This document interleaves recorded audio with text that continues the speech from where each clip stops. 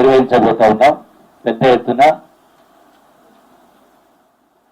ఈ సంక్రాంతి పండుగ అంటే మనకందరికి తెలుసు. ఇక రాష్ట్రం మొత్తంలో, రాష్ట్రం కాదు తెలంగాణ అయినా ఆంధ్ర అయినా మొత్తం దేశంలో కూడా సంక్రాంతి పండుగ పెద్ద జరుపుకుంటాం. అంటే సంతోషకరమైన సందర్భంలో, పంటలు ఇంటికి వస్తున్న సందర్భంలో ఈ యొక్క పండుగ నిర్వహించుకుంటా ఉన్నారు. మేము చిన్నప్పుడు అందరూ గాలిపటాలు ఎగిరేసినాం, మీరందరూ కూడా ఎగిరేసి ఉంటారు.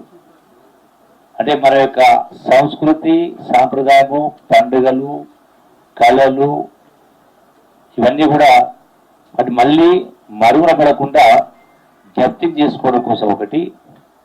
రెండవది, హైదరాబాద్ కాస్మోపాలిటన్ సిటీ, అన్ని వర్గాల వాళ్ళు, అన్ని మతాల వాళ్ళు, అన్ని కులాల వాళ్ళు, అన్ని రాష్ట్రాల వాళ్ళు, ప్రపంచంలో ఉన్న ఇతర దేశాల వాళ్ళు కూడా అందరూ కలిసిమెలిసి ఉంటా ఉన్నాం. మనం దీన్ని ఒక పెద్ద ఎత్తున ప్రపంచ స్థాయిలో ఈ యొక్క తెలంగాణ సంస్కృతి, సాంప్రదాయం, పండుగలు వీటన్నిటి కూడా నెమరేసుకునే కోసం మనం పెద్ద ఎత్తున ఈ కార్యక్రమం చేపడతా ఉన్నాం. ఇందులో మన ఒక హైదరాబాద్ నుంచే కాదు, విదేశాల నుంచి కూడా like Indonesia, Switzerland, Australia, Sri Lanka, Canada, Malaysia, Scotland, Italy, ఇట్లా చాలా దేశాల నుంచి కూడా ఇలా ఈ యొక్క కైట్ అండ్ స్వీట్ ఫెస్టివల్ పాల్గొంటున్నారు. ఇందులో ఈ కైట్స్ కూడా రకరకాల, అంటే రంగురంగులే కాదు, రకరకాల పెద్ద ఎత్తున వాళ్ళు పర్సనల్గా తీసుకొని వస్తూ ఉంటారు. డే టైమే కాదు, నైట్ టైంలో కూడా లైటింగ్తో సహా ఈ యొక్క పతంగులు ఎగురవేసే కార్యక్రమం చేస్తుంటారు. ఈ యొక్క పండుగకు గతంలో నిర్వహించడం జరిగింది. అదే గడిచిన 3 సంవత్సరాల నుంచి ఐ థింక్ అది జరగలేదు. సో కాబట్టి మళ్ళీ ఈరోజు కొత్త ప్రభుత్వ ఆధ్వర్యంలో ఈనాడు ఈ యొక్క పండుగ జరుపుకుంటారు. దీనికి సుమారుగా ఉన్న అంచనా ప్రకారం 12 నుంచి 15 లక్షల మంది ప్రజలు ఇందులో పాల్గొనే కార్యక్రమం జరుగుతుంది. అంటే దీని ద్వారా యావత్ రాష్ట్రానికి, తెలుగు మాట్లాడే వాళ్ళు కాదు, అందరికి కూడా ఎక్కడ ఉన్నా ఈ సమాచారంలో పాల్గొనే అవకాశం కల్పిస్తూ ఇందులో వంట ఒక స్వీట్స్ కూడా, అంటే ఒక్కొక్క రాష్ట్రం నుంచి వాళ్ళ యొక్క సంస్కృతిని బట్టి, సాంప్రదాయాన్ని బట్టి ఇంటి వంటలు, అంటే ముఖ్యంగా స్వీట్స్, డిఫరెంట్ స్వీట్స్, లగ్న సమాచారం మేరకు సుమారుగా 400 రకాల స్వీట్స్ తయారు చేస్తా ఉన్నాం, తీసుకొని వస్తూ ఉన్నాం. 400 వెరైటీస్. అట్లాగే ఫుడ్ కోర్ట్స్ ఉంటాయి. ఆ ఫుడ్ కోర్ట్స్లో కూడా వాళ్ళు అవన్నీ కూడా వంటలు చేసుకొని వచ్చే ఏర్పాటు చేస్తూ ఉంటారు. ఇందులో దీంతో పాటుగా, ఎందుకంటే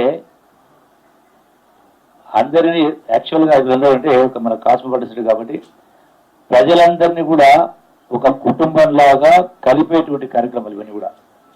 అన్ని వర్గాల ప్రజల్ని, అన్ని మతాల వాళ్ళను కలిపేటువంటి కార్యక్రమాన్ని మనం మళ్ళీ ఒకసారి నెమరేసుకుంటూ, మన పూర్వీకుల నుంచి వస్తున్నటువంటి ఒక సాంప్రదాయం కాబట్టి దాన్ని మనం దీన్ని కంటిన్యూ చేసేటువంటి కార్యక్రమాలు భాగంగా చేస్తా ఉన్నాం.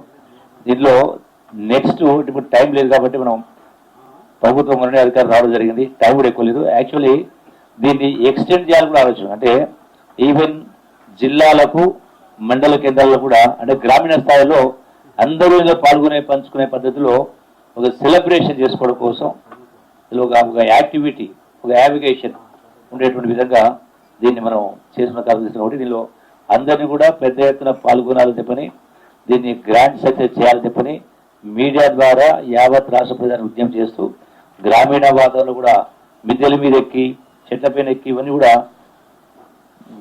పతంగులు ఎగిరేటువంటి మర్చిపోయినట్టే కాబట్టి మళ్ళీ ఈరోజు నేను కల్చరల్ మినిస్టర్ వచ్చిన కారణం అంటే మళ్ళీ నాకు ఒక అవకాశం దొరికింది, మళ్ళీ పతంగులు వేసుకునేటువంటి అవకాశం దొరికింది. కాబట్టి ఇందులో మీరందరూ భాగస్వామ్యం కావాలని కోరుకుంటూ, అలాగే ఇందులో వస్తున్నటువంటి వివిధ రాష్ట్రాల ప్రజలు, ఇలా కర్ణాటక కావచ్చు, మహారాష్ట్ర కావచ్చు, కేరళ, తమిళనాడు, రాజస్థాన్, ఈవెన్ గుజరాత్, ఇట్లా వివిధ రాష్ట్రాల నుంచి కూడా వస్తాను. కాబట్టి ఇందులో పాల్గొంటున్నటువంటి వాళ్ళందరికీ కూడా నేను ప్రత్యేకంగా ధన్యవాదాలు తెలియజేస్తున్నా. సో అందరం కలగలిపి let us make it as a grand success. Thank you one and all. Cultural activity ఉంటాయి.